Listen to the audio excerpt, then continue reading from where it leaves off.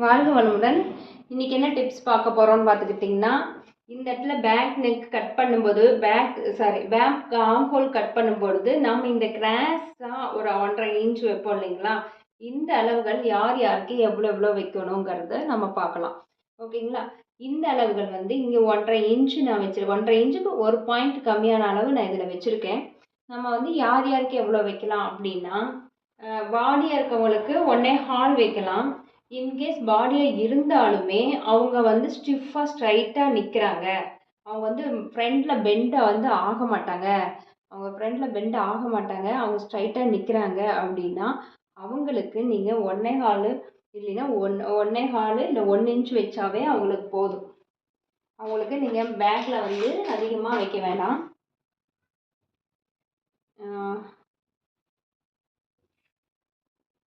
அதாவது ஃப்ரண்ட்டில் நமக்கு வந்து அவங்க ஃப்ரண்ட்டில் பெண்ட் ஆகிறாங்க அப்படிங்கிற பட்சத்தில் மட்டும் அது 1.25 1.5 வைங்க. ஓகேங்களா?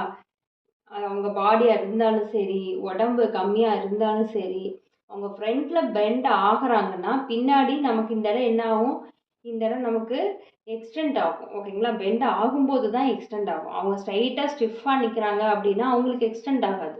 அவங்களுக்கு என்ன அளவோ அதே அளவு வச்சுருங்க. ஸோ அப்போ வந்து இது வந்து 1 இன்ச் மேக்ஸிமம் வந்து மெயின்டைன் பண்ணிக்கோங்க.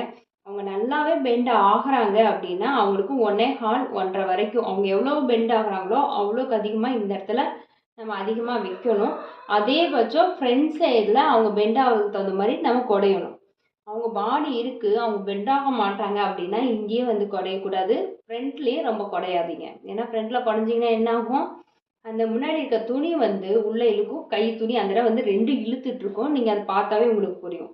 அது நீங்கள் வந்து ஒவ்வொரு பர்சனை பொறுத்து பர்சன் மாறும். அவங்க உடம்பு இருக்குது இல்லைங்கிறது மட்டும் நம்ம கன்சிடர் பண்ணக்கூடாது.